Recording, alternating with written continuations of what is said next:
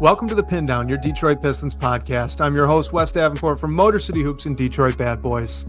And I'm Blake Silverman, writer for Detroit Bad Boys, covering everything Pistons, and news writer for Sports Illustrated. And we are coming to you guys live here on a Saturday afternoon, right as the Cleveland Cavaliers appear to be putting the stomping down on the Toronto Raptors. So unfortunate if you're rooting for the Raptors in that series. Game one does not seem to be going the way you might want. However, that's kind of the way we would expect it to go. But look, the bigger storyline here is, hey, it's playoff basketball time, right? Now it's really go time. The play-in is over. I know there's been some conversation there on, the 7-8 teams made it anyway. So, who cares? What was that all for? I disagree with that. I don't know if you want to talk about that briefly, but we can. Otherwise, let's just take a moment here to talk a little bit about what happened with the play-in and what this means here for the Detroit Pistons as they're about to start their playoff journey on Sunday. Yeah, I thought the play-in tournament was awesome. I guess the final elimination games we got on Friday night between the Hornets and Magic and Warriors and Suns weren't the best games in the world, but Tuesday and Wednesday, the first set of games were both great. The Hornets and Heat had an absolute classic, and then the Suns and Trailblazers had a good game themselves, and then we got another Steph Curry game on Wednesday night, which was awesome. And I thought the play-in was super fun. I wish Friday night's games were a little bit better. And like you said, the 7 and 8 teams went on anyway. But the Suns were the 7 seed, and they had to play an elimination game. And even if that game wasn't great, I thought it was kind of cool. We had some Warriors maybe it was a nice bow on this iteration of the Warriors with Steve Kerr and Draymond Green getting tossed. And Steph will be back, but who knows what they'll look like. And then in the East, if you're a Pistons fan, even though the Magic just ran the Hornets off the floor, you had a rooting interest in that one. So now it's Pistons Magic. I haven't really seen the general consensus. I'd assume that most Pistons fans are happy that they're not playing the Hornets, but hey, the Magic look good. So like I said before, I think the Pistons are better than any team that was in the play-in, and I think they should take care of the Magic. But hey, when the Magic are on, they're a solid team. So I don't think it'll be a walk in the park either. Yeah, agreed there. The only reason I think you'd maybe want the Magic or even like the Raptors, we talked about the Raptors a couple of weeks ago. I was like, they play a similar style to Detroit. Detroit just does it better. So you wouldn't expect the Pistons to be out of their comfort zone in that series, where you would expect them to have to play out of their comfort zone, or at least have the risk of being pulled out of that comfort zone by a team like the Hornets or like the Celtics, so to speak, right? So, but anyway, like with the playoffs specifically, play-in specifically, we'll get more into the matchup here in a minute for the Pistons. But look, it's fun basketball, right? Isn't that the point? The point's not seeding stuff. I'm a fan. I'm an NBA fan. I don't care about the seeding itself. I don't care who's necessarily in 6 through 8. I just think it's fun. We get these extra games and we get to watch these teams go at it. Like you said, the Hornets Miami game, that was nuts. That fourth quarter was insane. The shot that Hero makes falling out of bounds and then he get fouled like a play later after an incredible steal by Paul Larson. That was an incredible game to watch, and the West was the same way. I know it was a blowout there, and I see some Pistons fans in the live chat here already are kind of taking some victory laps on the Hornets a little bit there, and fair enough. You're in the right to do that when they get blown out like that, but it's just fun, man. Like, more fun basketball is a win in my book. Well, how about I thought that so the NBA creates awards for whatever they create. Like, we have an all-star game MVP, we have an NBA Cup MVP. I think they might need to start thinking about a play-in tournament MVP solely because because of Jalen Green, what he did. I love that. Yeah, I know that Pistons fans, there's the little rivalry going with Cade Cunningham, but man, like Jalen Green just took the play-in tournament and made it his, and Booker was in foul trouble, struggled to get it going himself. And yeah, he put up 35 points in a loss against the Blazers, but then he goes and he puts up 36 points and 8 threes against the Warriors in an elimination game and pretty much out-dueled Steph Curry. So that would be something that I would push for. I mean, you're not going to get consecutive game performances like that every year, but just a thought that crossed my mind. All right, you know what? Let's talk a little bit about the Magic specifically here, because this play-in tournament for me was just really fascinating as a case study of the Orlando Magic. So we got this comment here from Sean Haddix in the live chat, says that I just watched the best version of the Magic. I hope they aren't clicking at the right time. The game before this against the 76ers, they looked bad. Like they looked out of sorts, completely disconnected. The offense was doing what the Orlando Magic offense has been prone to do all season, which was be non-existent and very stagnant and over-reliant on ISO and mid-range shots out of the likes of Paolo Banchero, which he doesn't necessarily excel at. What do you make out of that 2-game run from Orlando? Because I mean, from my perspective, right, you got one game against the Sixers where they looked really bad. I mean, for a couple of days, the national consensus was they were just going to get waxed by Charlotte. And then they come out and they play a great game, really physical game, solid defensive game. They shot the ball well against the Hornets. So, like, who are the Magic? Like, which one is it?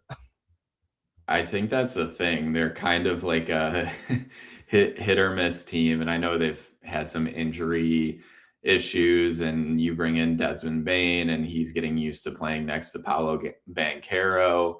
But yeah, just totally different games that you get out of them. And I think the Hornets clearly didn't have the best play-in tournament. Like they didn't play their best game against the Heat.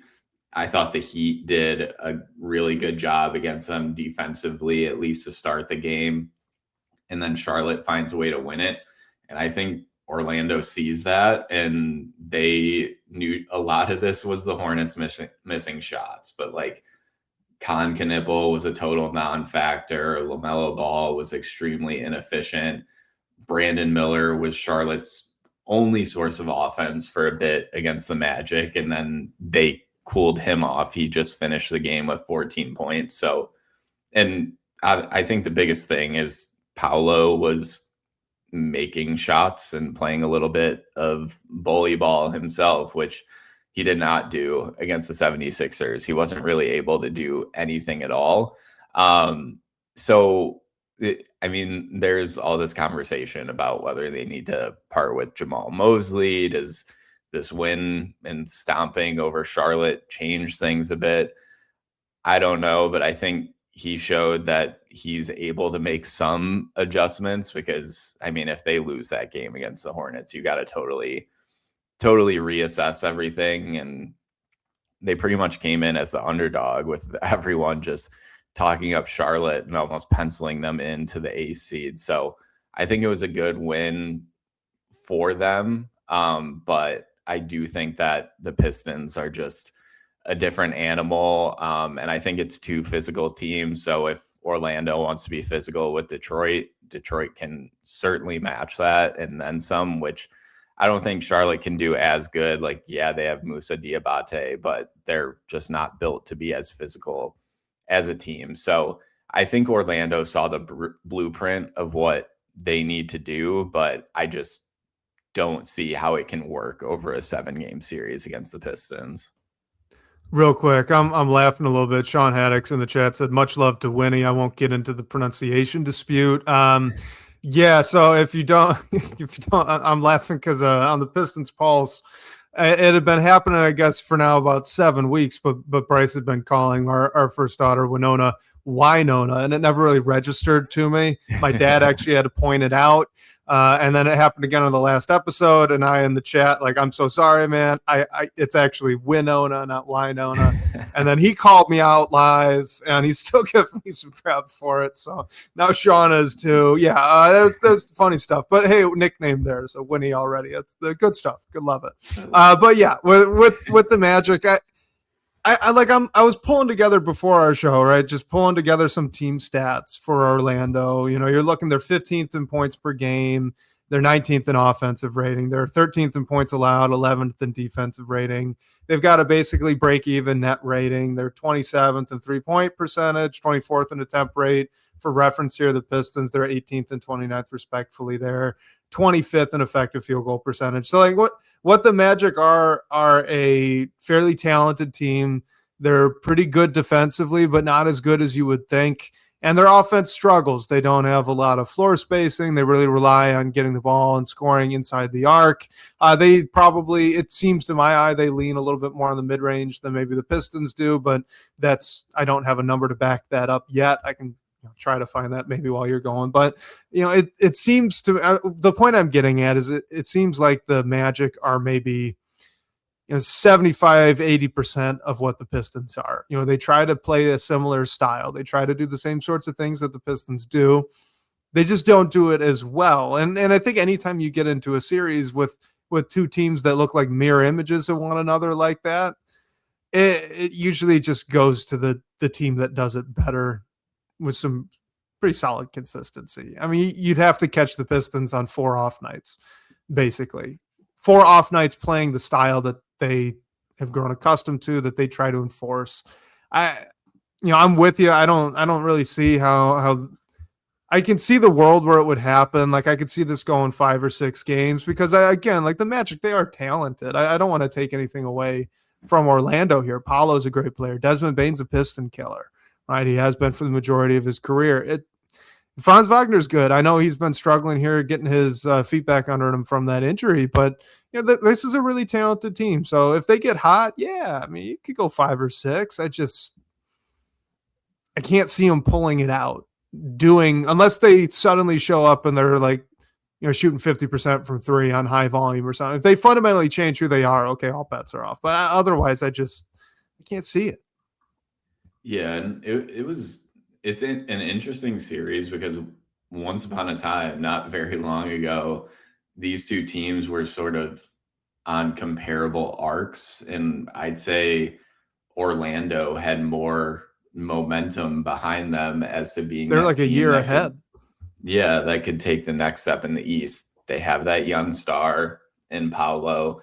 They seemingly figured out who their number 2 was in Franz Wagner, which was a huge question for the Pistons before this season. And now Jalen Duren rises into that. And then they make a big trade and deal for Desmond Bane to fill out their roster. But even with all that, it just seems like Paolo obviously is very hit or miss, and he's a great player. He's a threat to go off any night, but very up and down. And I just think overall Orlando, yes, injuries were an issue, but they were never really able to just like get in a groove all season. I mean, they had a 7-game winning streak at one point in March, but 2 of those wins were over the Wizards. One of them was over the Mavericks and another against the Bucks. So it just seems like the Pistons, like they have a deeper roster too, which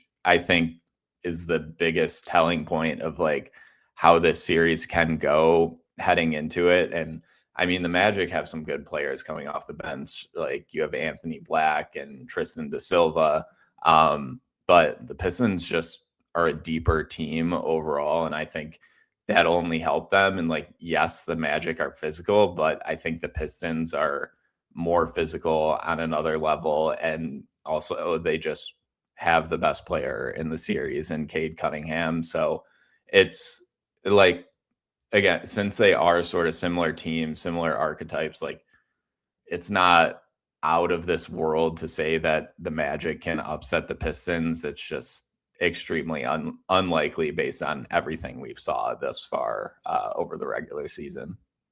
All right, I want to talk about this real quick because I've seen this a little bit online, and now I'm seeing it a few times in the live chat here. So this is Richard in the live chat, but there have been a couple others. Apologies for not pulling you guys up too, but he says that he thinks Detroit will be tested by the Magic, but wins. Charlotte was a clear mismatch, though.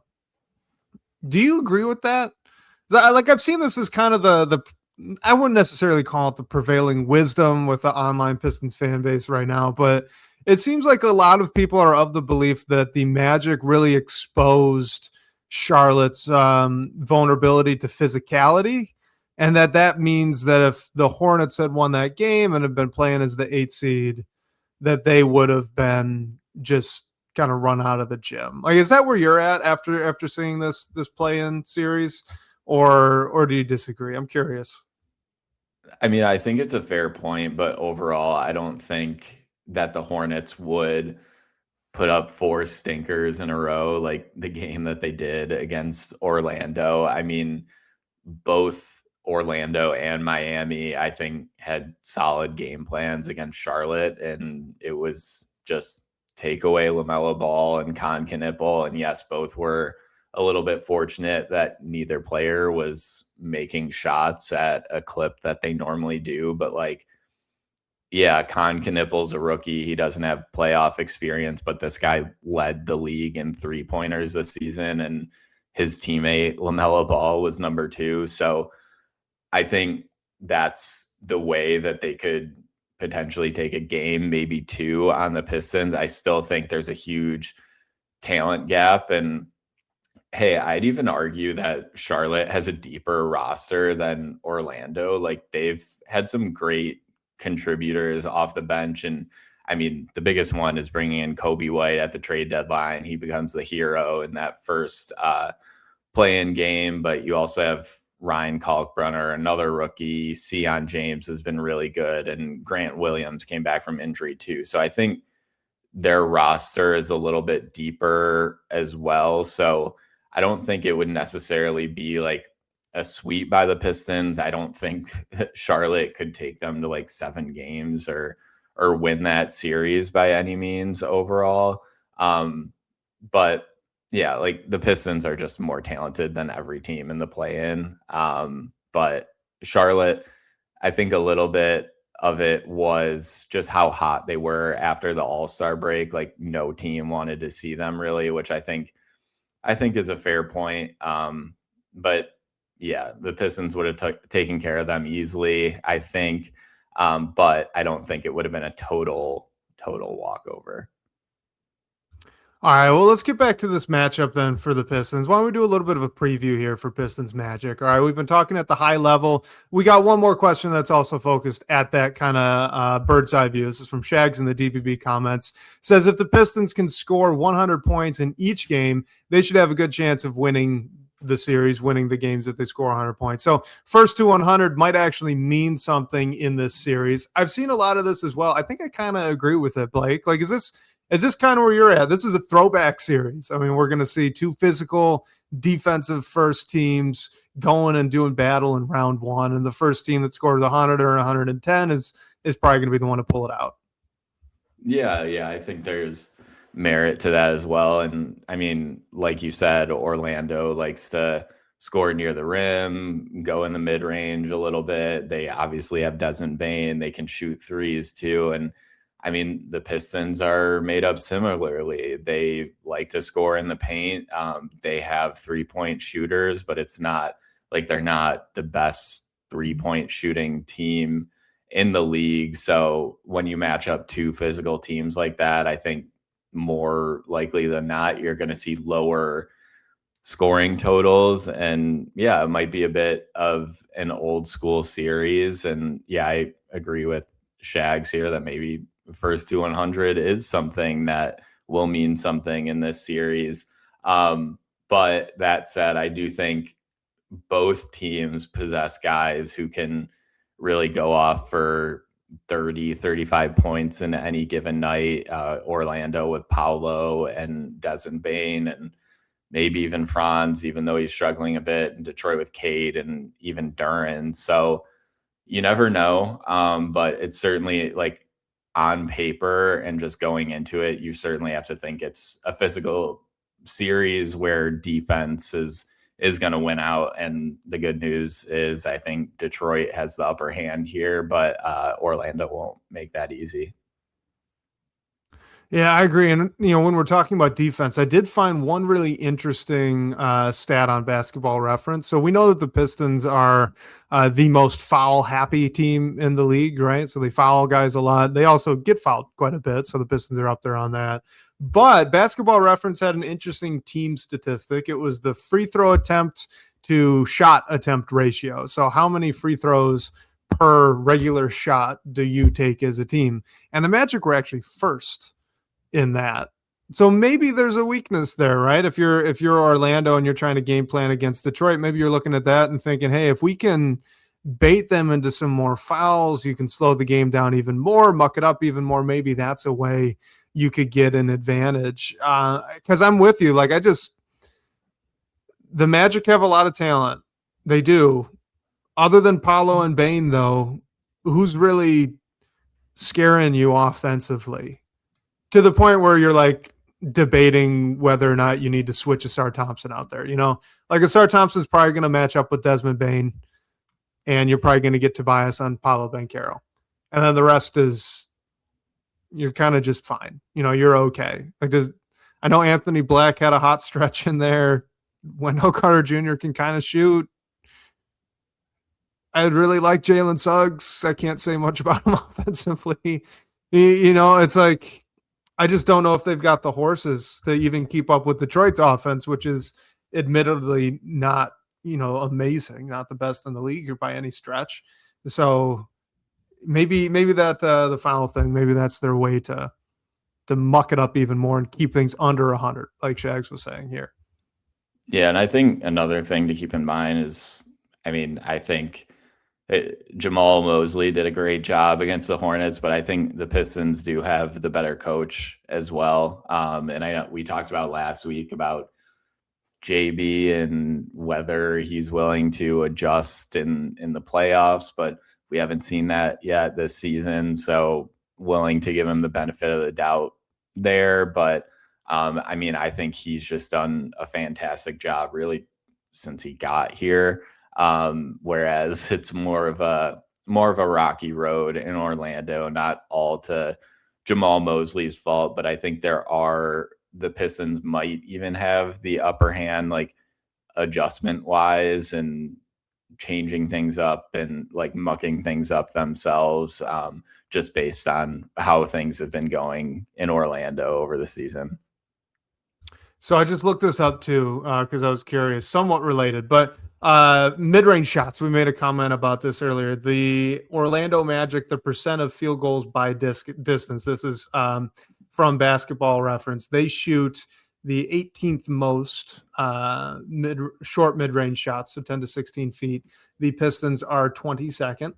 And then if we are looking at long two-pointers, so 16 feet to three-point range, the Pistons are 9th, so they actually do shoot quite a bit, and the Magic are all the way down in 22nd. So I was wrong on the long twos, right on that short mid-range distance. So you're thinking elbow pull-ups and right around that free throw line if you drew the arc around there. So that is interesting for a team that relies so much on getting all the way to the rim. So the Pistons here now. I'm just pulling up Basketball Reference. This is terrible podcasting, Blake. You could cut me off at any time. But 3 to 10 feet. Pistons are first in the rate coming from the 3 to 10 feet range. Orlando Magic 7th. Pistons are 7th for at the rim. Orlando Magic 10th. So really, they shoot very similar rates. Percentage of their shots coming from at the front of the rim. Short, like just away from the rim, so 3 to 10 feet. But the Magic shoot a bunch more of those elbow jumpers, and the Pistons shoot a little bit more of the long twos.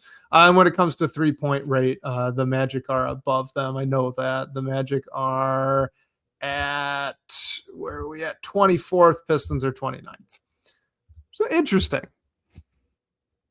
Yeah, and I think Sean brings up a good point here about like Tobias matching up with Paolo, and Paolo can shoot threes. He's not the greatest 3-point shooter in the world, but I honestly would actually be a little more worried about like Desmond Bane, and that's not a secret because he's killed the Pistons at numerous times over his career, and even Wendell Carter Jr. Like we've seen Jalen Duren struggle with bigs who can shoot the ball for sure. So I mean, yeah, Paolo is a threat to go off any night. He did so against the Hornets, but in their first play-in game against the Sixers, he couldn't really do nothing. So I think the Pistons might be able to neutralize Paolo and be like, okay, let everyone else beat us, but the plan might be let's neutralize Bane and let everyone else beat us. So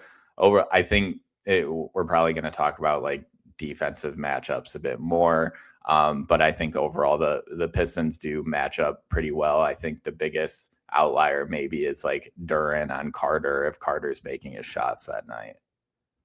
You know, let's stick with the matchups here for a second. So we've got Sean Haddix, as you just brought up, but we've also got Piper in the live chat talking about the same kind of idea. Put Tobias Harris on Paolo Banchero, and then also mentioning Asar Thompson on Desmond Bane. Well, we got a question about that. It's from Detroit DK in the DBB comments. Says, wonder who the matchups are going to be. So, I mean, let's just go starting lineup to starting lineup, right? The Magic are likely to be starting off the game one here with Desmond Bane, Jalen Suggs, Franz Wagner, Paolo Banchero, and Wendell Carter Jr. You assume the Pistons will do their regular matchup or starting lineup as well. So you got Cade, Robinson, Asar Thompson, Tobias Harris, and Jalen Duren. How are you matching those guys up against the Magic starting lineup, and why? Yeah. I mean, I think like we've alluded to a bit, I think it will be Tobias on Paolo and Asar on Bane, and then Duren on Wendell Carter. So that really leaves the question as does Cade take Suggs or Franz, and who does Duncan Robinson take? I mean, I think positionally, you're probably just going to keep Cade on Suggs and switch things around if like Franz is able to get it going with Duncan on him, because that's obviously the biggest hole that you have there. So I think those two matchups you could honestly switch around a little bit because, like you said, Suggs isn't the greatest offensive threat in the world. So maybe you just throw Duncan on him and let Cade do his thing on Franz. But I could also see just wanting to give Cade not the least impactful defensive assignment just because of everything he has to do on offense as well. So that's how I draw it up, at least. I mean, JB might disagree and switch around Cade and Duncan, but I think overall that's like logically how it works together. And then you can obviously switch things up depending on those holes back there. Yeah, I was going to lean the exact same way. So, and that's just because when you look at Desmond Bane, is he even their leading scorer? He's not. He's not their leading scorer. Paolo Banchero is. Paolo's averaging 22.2 points per game. Desmond Bane is averaging 20.1. Hey, also really quick, just noticed on Basketball Reference, shout out to Desmond Bane, man. Played all 82 games. Good for him. But anyway, so he's their most efficient scorer, which makes me the most nervous. It's not necessarily that he's been a Piston killer. Obviously he has, but Desmond Bane's at a little over 48% from the floor and 39% from three. You compare that to a guy like Paolo. He's 46 from the floor, 30 from three. Like, yeah, I know that Paolo Banchero can be a difference maker. I know that he's a very good basketball player, but I think that you can have Tobias Harris just get really physical with him and try to bait him into some long mid-range jump shots and bait him into some threes. And you know what? If you lose a game because Paolo's chucking up threes, then you lost the game because Paolo chucked up threes. I'm cool with that. I'd much rather have Desmond Bane really neutralized by Asar Thompson. And then when it comes to Franz, like, you know, he's only played 34 games this year. He's been really hot and cold these past, like looking at his past 5 game stretch here on Basketball Reference, you got 7 for 18, 8 for 13, 7 for 13, 4 for 10, 8 for 12. Like, he's had some good ones. He's had some bad ones. And he's a good scorer. I think you put Cade on him, and hope for the best there. I think Cade could probably put up a fight. I'm not too worried about Wendell Carter Jr. with Jalen Duren. I think Wendell Carter Jr. will have his hands full on the other end, too much so to really be a massive threat on offense. And Jalen Suggs is just too easy of a candidate to hide Duncan Robinson, right? I mean, if you lose a game because Jalen Suggs got hot from 3 and scored, 30 points on you, like, okay, that's fine. I'm good with that. If that's how you lose, that's how you lose. That's fine. That'd be the equivalent of like, you lost the basketball game because Asar Thompson went for 30. Like, sure, if you're an opponent of Detroit, you take that. You take that if it meant that Cade was cold and Duren didn't do all that much, but you lost anyway because of Asar. Like, all right, fine. I think it's the same thing here with the Magic. So all that said, they pose a little bit of problems. I'm a little bit worried about Franz's size there and the way he can in that matchup with Cade.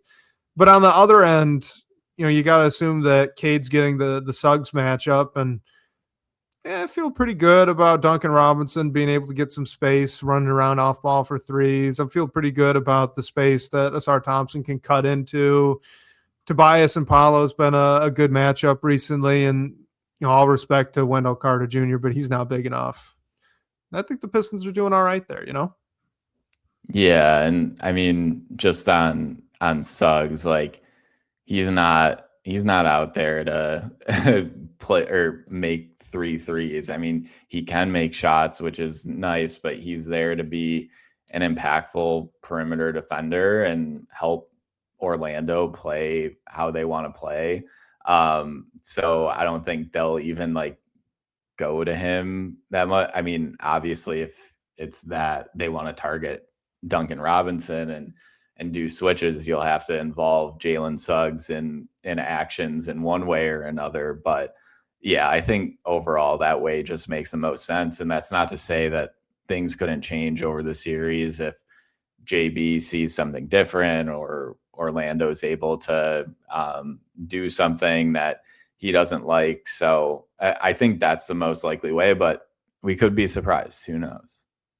I do think that's one thing that I really want the Pistons to draw a line in the sand on. Switches. Do not let Desmond Bane switch Asar Thompson off of him. They let Jalen Brunson do that every now and again in the Knicks series last year, and Brunson was able to get a couple of mismatches. And yeah, it was helpful. You had Dennis Schroeder, right? And that was good. You were able to kind of mitigate some of that, but they've been better about it this season, about not letting Asar switch off the guy he's really primary matched up on. And they need to be good about it here, because if you let Desmond Bane ISO on Duncan Robinson, not even an ISO, if there's any point in time where Desmond Bane has a live dribble and Duncan Robinson's in front of him, you're worried. You got to be worried about that. And I think that's what they are going to want to do. That's probably Jamal Mosley's instinct here. If I were in his shoes, that'd be mine, right? If we could just get Desmond Bane freed up onto Duncan Robinson, Desmond Bane's our best on-ball creator. He creates for himself. He creates for others.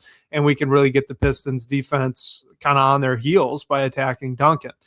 And I'm not going to be able to really do that with Jalen Suggs. Like, I know my guys that much. So that's what I would try to do first. If the Pistons can force him to go away from that, I think that's where you really start to see the Pistons defense really constrain there on the Magic. Because if you're the Magic and you got to start relying on Paolo Banchero trying to create his own offense against a physical defender, that's going to result in far more mid-range jumpers, far more three-pointers than you'd like to see as a Magic fan.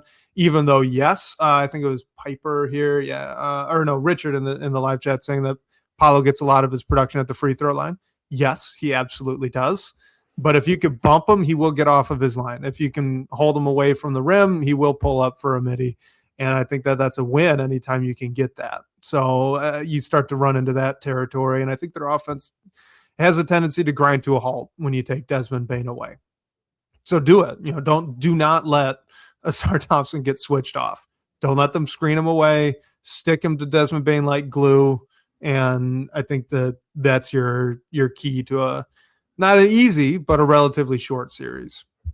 Yeah, that's what I was gonna say too. Like it's not a given, even with Asar Thompson on him, that Desmond Bane's gonna be a total non-factor. I mean, we've seen it before, and I mean, Asar Thompson gives you as good a chance as anyone to limit Bane as much as possible, but he's a good enough player where he can still create offense, he can still make shots, no matter who's guarding him.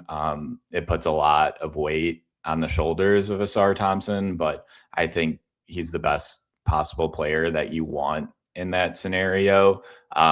Just stay out of foul trouble. Not to say that whoever comes in to and then checks Bane won't do a good job, but yeah, you want Asar Thompson to limit Bane as much as possible, and then that's really the recipe to take care of this series as soon as possible to hopefully get some rest in between rounds 1 and 2. All right, let's go back to the Orlando versus the Magic thing one last time and just kind of make this explicit. We kind of hit on it earlier, but let's bring it up anyway. So this was McGonigal fan club, presumably a Tigers fan there. Yeah, shout out to Kevin McGonigal. Yeah, but saying Orlando will give the Pistons a tougher series than Charlotte would have. The Hornets got a lot of love, but their style of basketball is not conducive to playoff success. So I guess the question I want to ask you with this one is that accurate? Like, is that what we saw out of the Charlotte Hornets there? Is the kind of, the spray and pray, shoot a bunch of threes, run the ball quite a bit, don't focus too much on defense? Is that just not sustainable playoff basketball, or, were they just cold? I mean, I think this was very accurate until like midway through the season. Like, I think the Hornets proved that they can win playing that way. And like we saw in the play-in tournament, it's very volatile. Maybe we're right. It's not conducive to winning a championship, but I think the Hornets have numerous scorers that are electric enough where they give them a chance any game. Obviously, they need to make their shots. Teams can game plan around it. Like I think we saw both Miami and Orlando do. I think it'll be a really interesting offseason in Charlotte. I mean, I don't think we will see any crazy shakeups, but yeah, maybe they do adjust things a bit to play more like the rest of the teams and not like live and die by the three. But at the same time, like you have the best 2 3-point shooters in the league. And yes, LaMelo takes a lot of them and maybe he's not efficient all the times, but you have Brandon Miller too, who's a good shooter and overall scorer himself, and Miles Bridges as well. So I think that they prove they can win that way. It's just a question of if they can win a playoff series that way and how far they could go, because they probably need to make some adjustments around the edges, but I think their core will stay intact. I mean, now that I said that, they'll probably trade LaMelo, but I'd be pretty surprised if they do. All I will say with the Charlotte Hornets is I don't know if it's necessarily their style that's problematic. I will continue to have questions about the way LaMelo Ball plays until that is proven incorrect. The shot selection that he has, the inability, or not, it's not inability because he's plenty talented, unwillingness to get to the rim and finish around the basket and play physical. I think that you can win a series. You could go and have a successful team with a run and gun style. I think you absolutely can do that in the modern NBA. I just don't know if you can do that when you're point guard, when the guy that whole system's based around will just every now and then chuck up a 3-pointer that's 5 feet behind the 3-point line with 18 seconds still on the shot clock in a close game with 40 seconds to go. It's not a good shot. There's a process problem that I have with the way that he plays, and if that's ever, if he wins like that and continues to, I'll happily say I was wrong about it. But until that happens, then I'll just continue to point to it every now and then. I just don't think that player has a winning shot selection. is I guess the way I would put that. But I don't know if it's necessarily a stylistic problem for the team. More so if you could just rein him in a little bit, right? If you can kind of coach him up in that way, maybe you'd be really, really good. Let's do this one next. This is from Gregory Wagner in the DBB comments asking us about All-NBA third team. And Blake, I don't know if you saw this or not already, but Brady Fredrickson for DBB, he did send around a All-NBA and just NBA awards poll that he was putting together for all of Detroit Bad Boys riders. So I kind of thought it'd be fun to preview that based off of this question. And you guys, if you are listening to this, hopefully Brady's article is already out by then. If not, watch for it. I'm sure it's going to be good. I'm really looking forward to see what the rest of the staff at DBB thought with all of this as well. But why don't we can kind of go through who both of us had for all of these awards if you want. I mean, we could do all NBA first through third team, all defense first and second, MVP, rookie of the year, most improved player, coach of the year. Just presumably we both have all of those thrown out there now because of that article that's forthcoming. Yeah, I mean, I'm down to start with all NBA. I mean, I think that it was an odd season overall because, or I guess odd way into the award season with Luka Doncic and Cade Cunningham filing their grievances and getting those approved, which is great for both those players. I think that was well-deserved, and it should be the case. And we've already talked about the rules a lot, but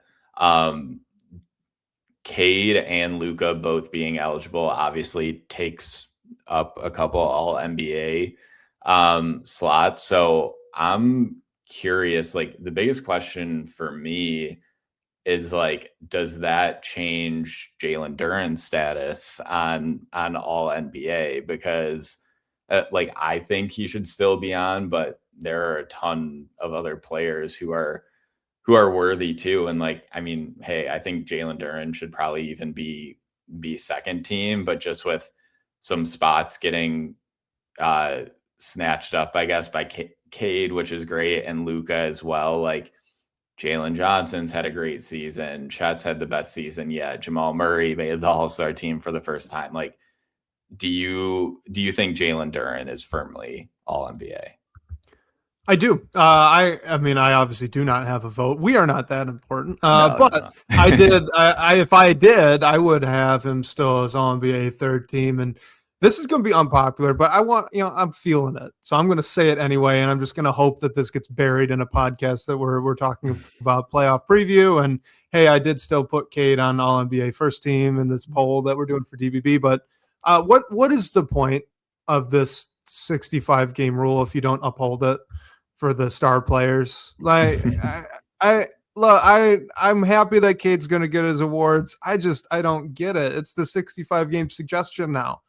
And you know that if this was like, respectfully, if this was like Jalen Duren, who's borderline for all NBA third team, if he was somehow not eligible because he had kind of a funky injury and he protested it, I can't say with 100% confidence, but I'm fairly confident it would not have been ruled in this way. So it's okay. So the top of the league guys, they can still they can get this waived. It doesn't hold for them, but I have a strong suspicion that if it were like a B+ level star, no, it's a 65 game rule. Sorry, pal, it's too bad for you. So I don't like the. If you're gonna have the rule, have the rule. If you're not gonna have the rule, then don't have the rule. I don't care, right? This isn't something that keeps me up at night, but I don't love the ruling that now like Luka and Cade are going to be eligible. All that's to say, my first team that I sent over to Brady for DBB, I voted SGA, Jokic, Cade, Wemby, and Luka. Second team, I had Jaylen Brown, Kawhi Leonard, Therese Maxey, Jalen Johnson, and Kevin Durant. Third team, Jalen Brunson, Donovan Mitchell, Chet Holmgren, Jamal Murray, and Jalen Duren. So I did. I do still think Duren should probably get that third team consideration here. Yeah, I'm with you. I mean, I think mine would be, and just to like run through it, I'd have Shea, Jokic, Wemby, Luka, and Cade, and then Kawhi, Jaylen Brown, Donovan Mitchell, Tyrese Maxey, and I'll give Jalen Duren the second team. And then just to round it out, spicy. I love it. I mean, I don't know. I think he's like firmly in there. And hey, 60-win team. And okay, we've only named one Thunder player so far. So, but I don't think Chet has a realistic chance for second team. So to round it out, that would just, for me, that would be KD, Chet, Scotty Barnes, Jalen Johnson, and Jalen Brunson.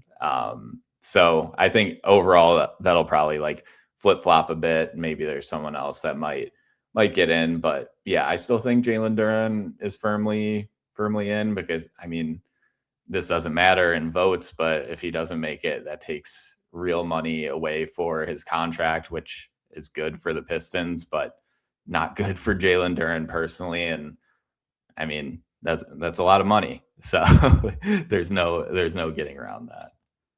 Here's my 2-second pitch for Jalen Duren. If the Pistons won 60 games and they did not have any other player capable of being nearly a top 15 guy, and because of injuries and everything, we'll just call this a top 25 player. So if it's Cade and a bunch of like, top 50 guys, but not top 25 guys, then Cade Cunningham needs to be MVP. Cade Cunningham surely will not be MVP. As such, clearly Jalen Duren must be talented and good enough to be one of the top 25 best NBA players in the season this year, which means he should absolutely be getting consideration for all NBA third team with all the injuries that have been taking place this season. So there's my pitch for JD. I think you'd have, if you don't get him that, then why is Cade not a stronger MVP candidate? That'd be insane if he's really the only guy in this team won 60 games. He's not. Jalen Duren's really good.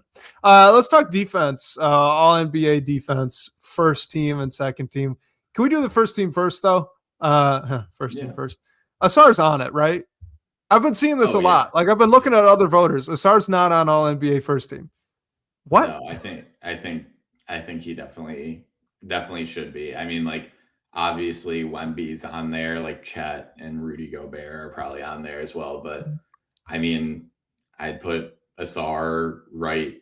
Like, it might be Wemby, Asar for me. And I think like Dyson Daniels might even have a conversation on that first team, but I think he'll be second team. I think it would be kind of crazy if Asar doesn't get first team.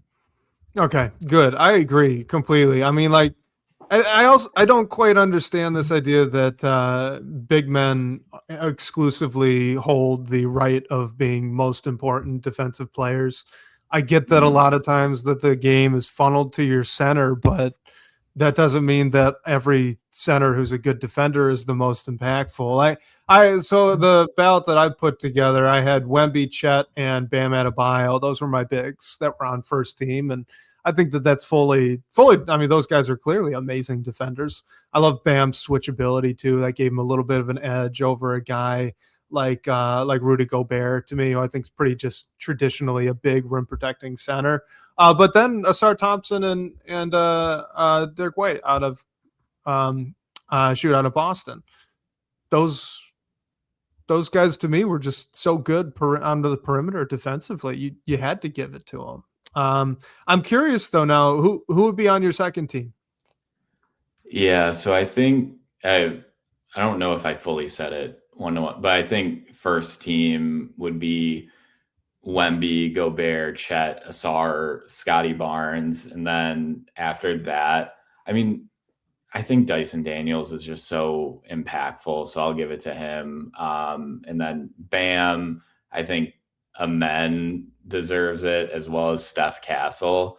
And then with one more, I mean, like, probably it's Derek White or maybe even OG Anunoby, but I think Tumani Kamara deserves some love as well. I think because of just where Portland is, like, maybe he doesn't get in there, and Denny might have even been a miss in all NBA, but I think just Portland's record might mess with that a little bit. So yeah, I think it would be Bam, Amends, Steph Castle, Dyson Daniels, and Derek White for me. And that was for second team. Yeah. Yeah, I had Scotty on second team, Scotty Barnes with Gobert, Casey Wallace, Dyson Daniels, and OG Anunoby. So OG instead of Steph Castle, he was kind of like my first one out. But yeah, I like it. All right, let's do the spicy one. MVP. Who's your top three?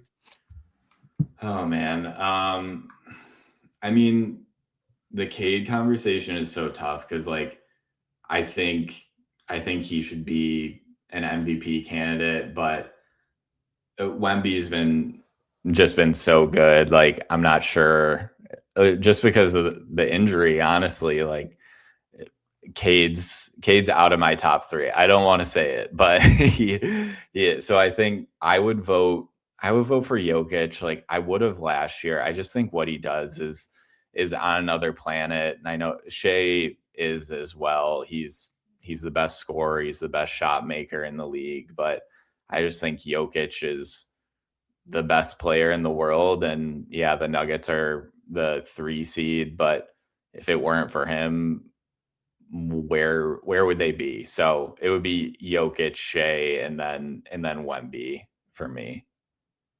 I did still have Cade as the third for it. The turnaround of this team and the way, he is, everything runs through him, and he's also the locker room leader, and he's a pretty good defender in his own right on the perimeter. It's just, I don't know, the 60 wins for the Pistons, first in the East, locking that up with some games to go. I couldn't not have Cade still get that third place vote. But yeah, for MVP, it comes down to SGA and Jokic. I win SGA for the DBB vote, but I'll be honest with you, that was just a total gut feeling. I don't even have like an argument that I want to give on why I think SGA deserves it instead of Jokic. Like they're so close to me. I feel like SGA and the Thunder, what they've done this year is so impressive, and he's dominant in such a unique way. And sometimes it doesn't even feel like he's going full speed, but then you look up and he just breaks Wilt's record for 20-point games in a row. Like it's there. I mean, again, both of them are unbelievable players, incredible to watch. I guess SGA by a hair is kind of what I thought. I'm just not confident in it at all. Yeah. And yeah, I'd still have Cade in my top 5 for sure. I'd have him 4, for sure. Even though Luka's the other one to bring up, right? Those are kind of the 5 guys. Yeah, Luka led the league in scoring, but just how the Lakers are. I think if Cade can just, I know it's super annoying to put like such a big award in like an arbitrary stat pretty much, but if Cade can score just a little bit more, I think he would be just like a no doubt MVP candidate. I mean, it's hard to eclipse that level of Jokic and SGA, and with what Wemby's doing. And I know Wemby isn't leading the league in scoring or anything like that. It's, if you look back at MVP winners, the only outlier that has scored around the same mark as Cade was Steph Curry in 2015. And like, other than that, all the recent winners are averaging like 26 points a game and at least, and that's Nikola Jokic, who's pretty much averaging a triple-double too. So, I mean, hey, I think Cade has a shot at some point in his career. It'll be hard because there's obviously only one player gets it, and there's so many incredible players here. So, hey, if he can up that to 26, 27 next year, I think we're having a totally different conversation. Knippel, Rookie of the Year. Ooh, yeah, I'd give it to him. I know you're not, like, it's not really a team context award, but I just think being the best 3-point shooter in the NBA, and that's not all he does. is incredible. I mean, Cooper Flagg, great rookie season as well. I think it's close, but yeah, it would be Con for me. Yep, I'm in the same boat. VJ Edgecombe coming in third in my voting there. This isn't the best prospect award. I think that's still clearly Cooper Flagg. Best rookie this season. And Khan has been doing it since the beginning of the season, been consistent. Like you said, first rookie to lead the league in threes. That's all big stuff. So I feel like you got to give it to him. And just to cover Richard's question quick here. Go ahead. If voters, MVP awards voters factor in the play-in, they're not supposed to. It's supposed to be a regular season honors. It got a little wonky this year because the league needed time for the Cade Luka situation, and ballots actually weren't sent out until that was finalized and play-in games happened. So they're not supposed to, like, I'm guessing people did, but they're not supposed to. Recency bias is tough though, but it should be a hard no. Real quick, the Cavs did just lock up game 126-113. So the Raptors pulled back a little bit closer there. They were giving them a fight for about 2 quarters, and it seems like the top kind of blew off. But let's do the ones that Pistons fans really care about. At least in my book, I think really care about. Most improved player. Here's what I'm curious about, Blake. Before you even tell me who wins it, do you even have a third candidate for this? For me, there are two. There are 2 candidates for this award: Jalen Duren and Nickeil Alexander-Walker. Is anyone even else in the discussion to you? Oh boy, I don't think so, honestly. And I mean, I think Jalen Duren has a true case, but I think I would give the nod to Nickeil Alexander-Walker just because of what he's done as a scorer. He's really like taken another step, and yeah, he went into a different situation and he's still a great defender, but I think he's a great shooter, a great scorer. And I think he's just reached another level this year. I mean, Duren's done the same thing. But I think Nickeil Alexander-Walker's like improvedness, that's definitely not a word, is just on a little bit higher of a level there. So yeah, I don't have a third either. That's why I was asking. Brady asked in the email for like 3 names. Yeah, I mean, like Denny. I guess. But does that even count? Yeah, I don't know. I don't know either. I was like, I can't even think of a third name to put to this. But just to give a little context. So in terms of points per game difference, yeah, Nickeil Alexander-Walker went from 9.4 to 20.8. All right. Yeah. That's solid. Duren went from 11 point up. Nothing's loading for me anymore. 11 point something all the way up to 19 and a half. So really, really good from him as well. I do think it's really close. I want to give the nod to JD though, because I think the leap from, solid starting center last season to now legit second best player on a 60-win team, second star, keeps the ship afloat when Cade goes out.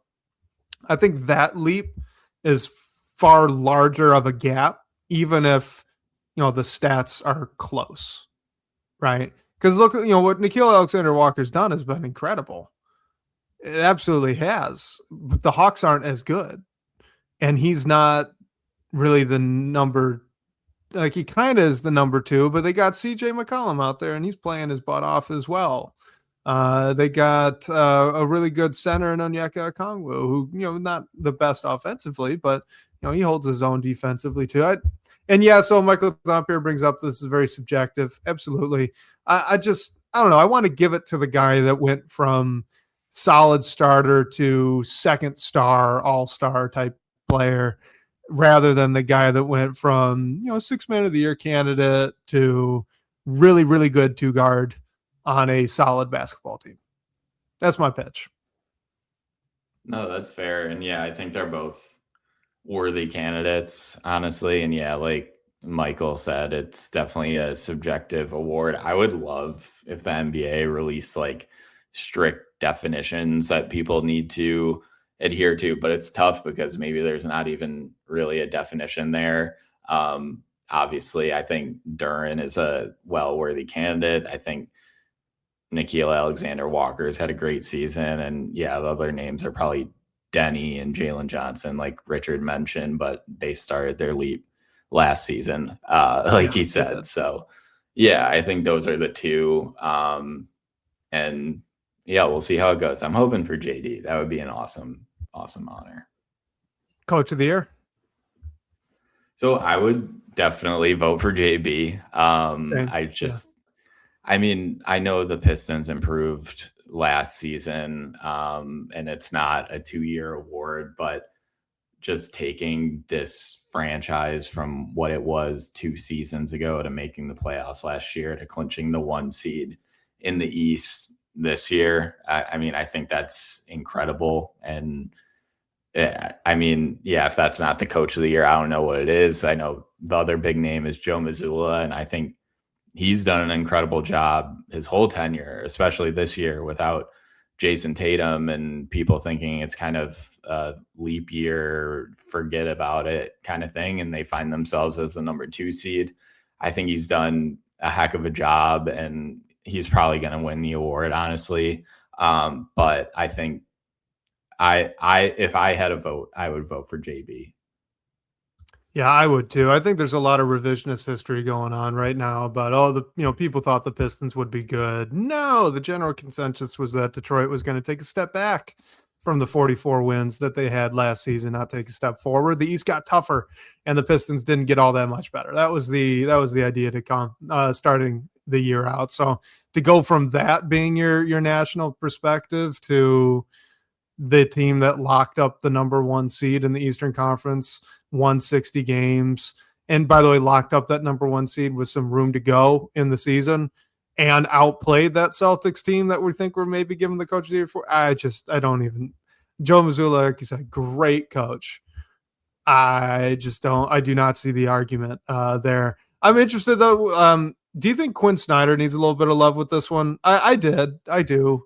With what they've done with the Hawks there the second half of this season, after trading away what was thought to be their superstar player, who, yeah, I mean, earlier in the year he had been hurt in and out of the lineup, wasn't really helpful when he was around. I get it, but still, like, that should have been on, and Kristaps too. Like, those should have been blows, and instead they're just even better for it. I think a lot of that goes to Quinn Snyder.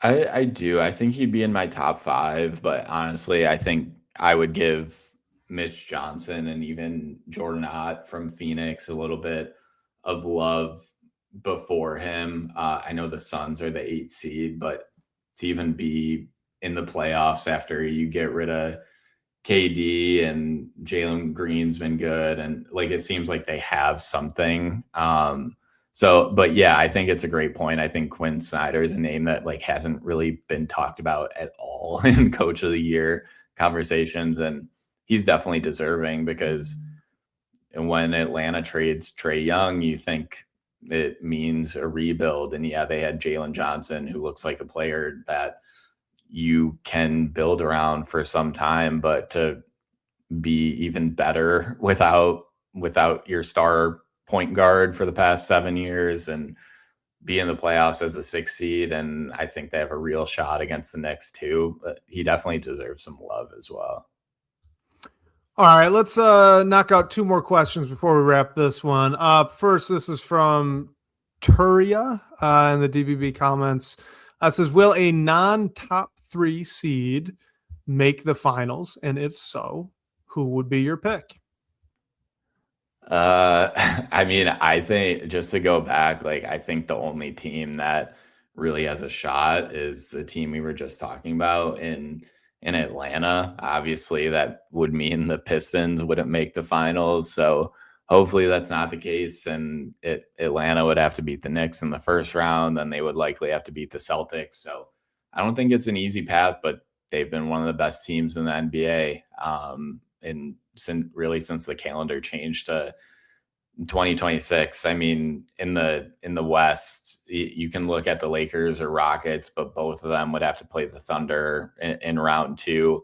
So I think the candidate there is maybe the Wolves, but I don't realistically see them with a shot to make it to the finals, getting past Denver, getting past San Antonio, and then probably Oklahoma City. Like, I just don't see that happening. So I think it would have to be a team in the East.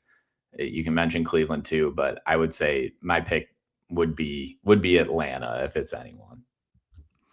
Yeah, I don't like with the Eastern Conference. I don't think it's happening. I think that the top, you could kind of do an asterisk here with the Cavs. The Cavs and Knicks to me are on a very similar level. But I really struggle to see anyone that's not Detroit, Boston, or New York really coming out of the East. I think what's interesting, if the Lakers can survive this 4-5 matchup and then get Luka and Austin Reeves back, or like get Luka and Austin Reeves back on the tail end of the 4-5 matchup here with the Rockets. I mean, Luka Doncic has done this before, dragging a team that's talented, yes, but not quite to the same caliber as some of the other teams in the conference, all the way to the NBA Finals. I could see a unfortunate reality where the Lakers get in it. Otherwise, I mean, your money's got to be on the Thunder or Spurs, right? I mean, like, yeah, those two teams have been the class of, I mean, honestly, in the second half of the year, kind of the class of the league, both of them, to finish the way that they did. So, yeah, I'd say, I don't know, would you say unlikely, or I don't know, is there a coin flip chance, I guess?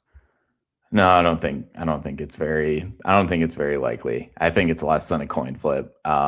Especially when you take in, I don't think it's happening in the West. Like, I would give that honestly like a 90% chance that it's not happening in the West. And like, that could even be a team lower than 2. The Nuggets still have a shot, but yeah, I mean, the Hawks are good. Who knows what Cleveland can do? They have a great backcourt, good front court. But I do think it would be one of the Pistons, Celtics, or Knicks coming out of the East as well. So I think it would be a little less than a coin flip. Can I just say, though, for the perspective of, Detroit Pistons history, how wild would it be if the Pistons get to the Eastern Conference Finals and play the Celtics, pull out a win, and then face the Lakers? Oh man, in the finals, right? I mean, like, that would be. Well, I'm not predicting that.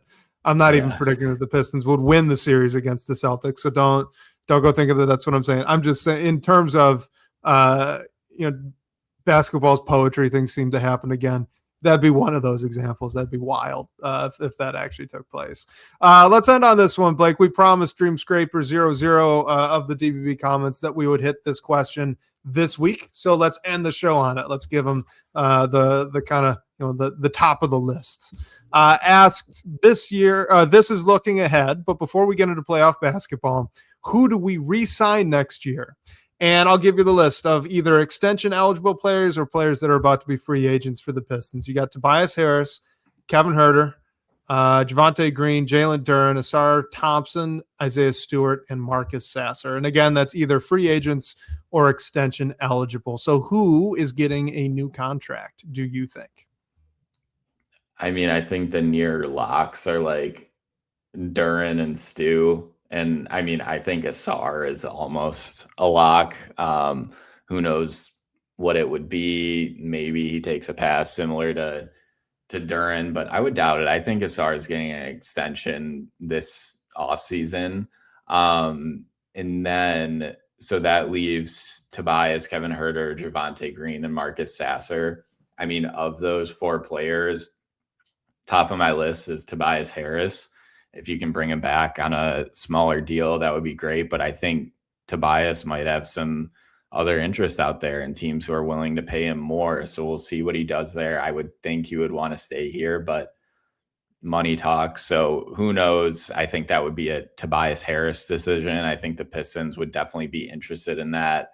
And then I would put Javonte Green almost in a similar boat to that. If you can just get him back on the same deal, I would do that every day in the week. Maybe he gets some other suitors out there as well. I think Kevin Huerter was always brought in as like help at the deadline. And I mean, maybe they retain him on a cheap deal, but I would be surprised. I'm not sure if they would. And I mean, Sasser, just with the emergence of Dennis Jenkins, like maybe there's still room for Sasser as a third guard, but maybe there's someone else out there. Maybe Sasser thinks he can get a bigger role elsewhere. So, I mean, of those players, my top candidates to not be on the team next year are Huerter and Sasser and even Tobias Harris, just because like another team could pay Tobias Harris a lot more money. Like I think the Pistons would 100% want him back. Yeah, I agree. I mean, I think with Tobias Harris, you're hoping to get him around the mid-level exception, if not just a little bit under. And, I feel like that's fairly likely. I don't know how many teams are going to be willing to pay him too much more. And if it's close, man, you got to think Tobias is going to be willing to come back with the, he likes Detroit. He likes the guys, likes the locker room, likes the coach, likes his role. I mean, I think Harris has a good shot at coming back. But, of this list, I think it's Harris. I think it's Duren and Asar and Stewart getting an extension. And then everyone else, Sasser's not getting an extension. If you could get Kevin Huerter on somewhere near like a minimum or what's left of the room exception, I could see that. How many teams are going to be willing to pay him too much more? I don't know. Maybe.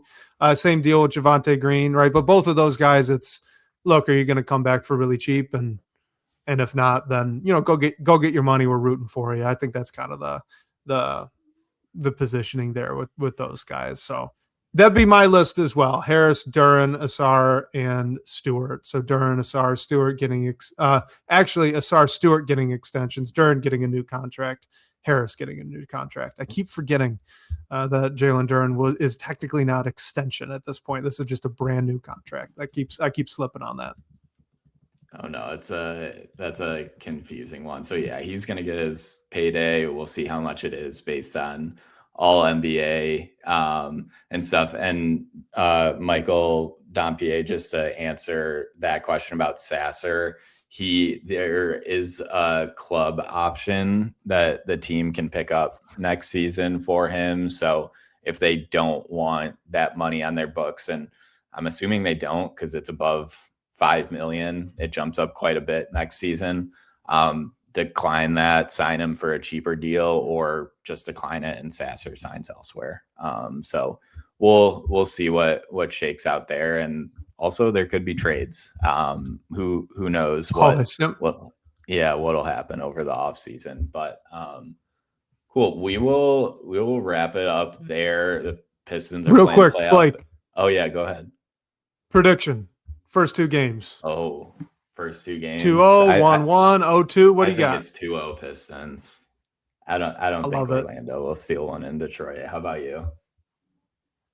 I want to go 2-0. I'm going to go 2-0. I'm going to stick with it. We'll be consistent on this show. I did. You know me well. I did want to say 1-1. You know what? I'm going to say the Pistons haven't won a playoff home game in quite some time. The players know that, and they're going to go snag both of these.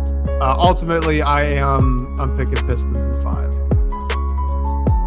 Yeah, I think I'd be aligned with. I mean, I think the max for this series is 6 as well, but we'll have actual games to talk about next week, which will be fun.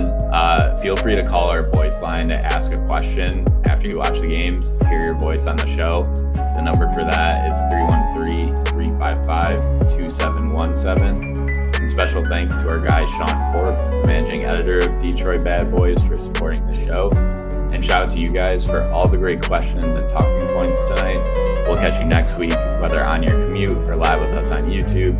We can't wait to talk more Detroit Bad Boys.